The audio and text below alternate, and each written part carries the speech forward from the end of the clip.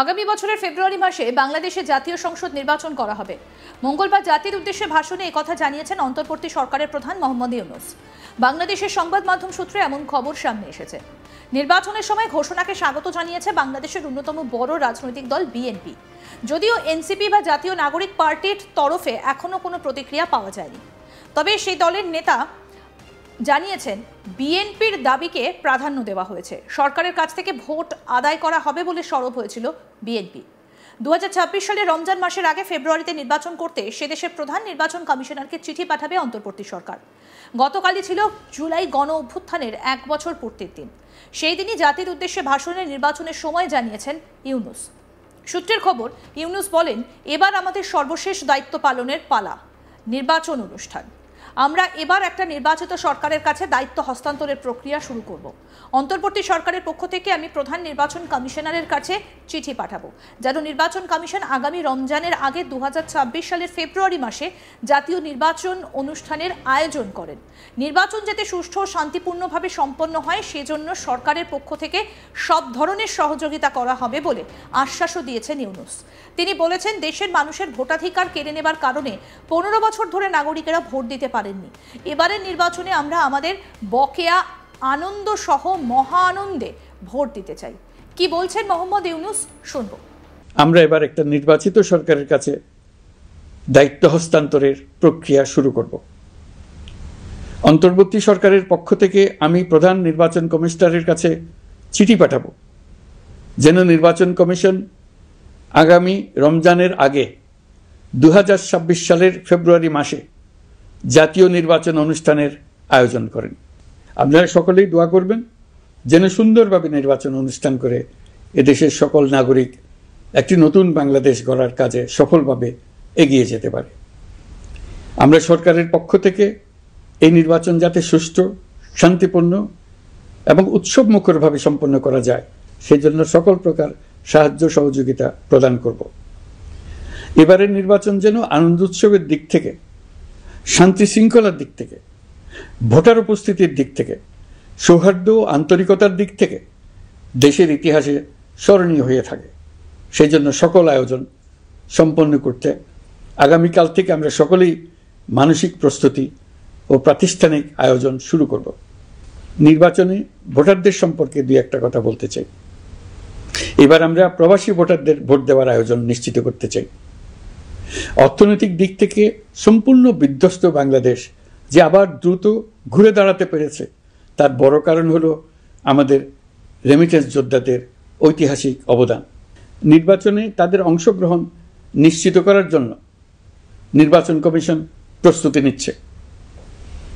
নারী ভোটাররা যেন দেশের সর্বত্র নির্দ্বিধায় আনন্দোৎসাহ সহকারে তাদের ভোট দিতে পারে এটা নিশ্চিত করতে চাই।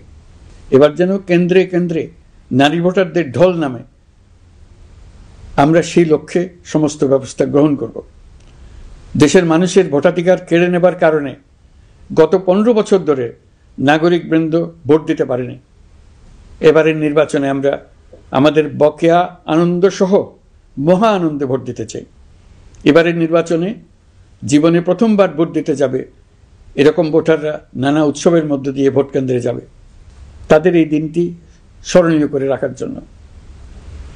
এর মধ্যে নতুন নারী ভোটার থাকবে, নতুন পুরুষ ভোটার থাকবে। এর মধ্যে এমন ভোটার থাকবে যারা 15 বছর আগে থেকেই ভোট দিতে পারত কিন্তু জীবনে একবারও ভোট দিতে পারেনি। এর মধ্যে আসবে যারা 10 বছর আগে, 5 বছর আগে ভোট দিতে পারত কিন্তু পারেনি। আর আসবে ভাগ্যবান ও ভাগ্যবতীর দল যারা এই প্রথমবার ভোটার হওয়ার যোগ্যতা লাভ করলো এবং সঙ্গে সঙ্গে ভোট দেওয়ার সুযোগও পেয়ে গেল। তিনি আরো বলেন, নির্বাচনের উৎসবকে আমরা ঈদের উৎসবের মতো করতে চাই। এবারে ভোটের আনন্দ থাকবে সবার মধ্যে। আপনারা বাচ্চাদের নিয়ে ভোট কেন্দ্রে যাবেন। ত্রুটিপূর্ণ নির্বাচনের কারণে দেশে সংঘাত হয়েছে। কোনো দল যদি গায়ের জোরে ক্ষমতায় আসে তার চূড়ান্ত পরিণতি কি তা জুলাই অভ্যুত্থান আমাদের দেখিয়ে দিয়েছে। এই বিষয়ে মোহাম্মদ ইউনূসের কি বক্তব্য, এবার সেটা শুনব। নির্বাচনের দিনকে আমরা ঈদের উৎসবের মতো করতে চাই। এবারের ভোটের আনন্দ থাকবে সবার মধ্যে। আপনারা সবাই বাচ্চা কাচ্চাদের নিয়ে ভোট কেন্দ্রে যাবেন।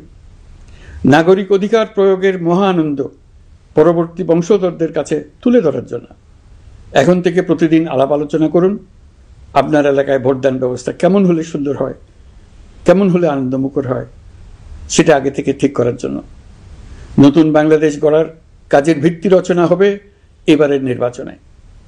তার জন্য প্রস্তুতি নিন।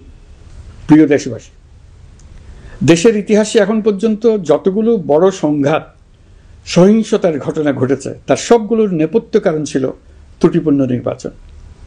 ত্রুটিপূর্ণ নির্বাচনের মধ্য দিয়ে কোনো দল যদি গায়ের জোরে নির্বাচিত হয়ে ক্ষমতায় আসে, তার চূড়ান্ত পরিণতি কি তার জুলাই অভ্যুত্থান আমাদের দেখিয়ে দিয়েছে।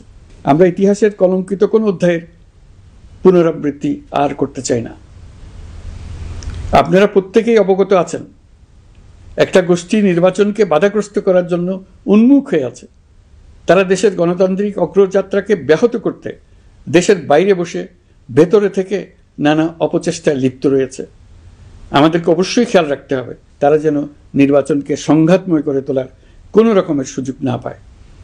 মাথায় রাখবেন, পরাজিত শক্তি নির্বাচনের আগ পর্যন্ত বারবার মাথাচাড়া দিয়ে ওঠার চেষ্টা করবে, কিন্তু একটি অবাধ, সুষ্ঠু, নিরপেক্ষ নির্বাচন সফলভাবে আয়োজন করা গেলে অপশক্তির পরাজয় চূড়ান্ত হবে।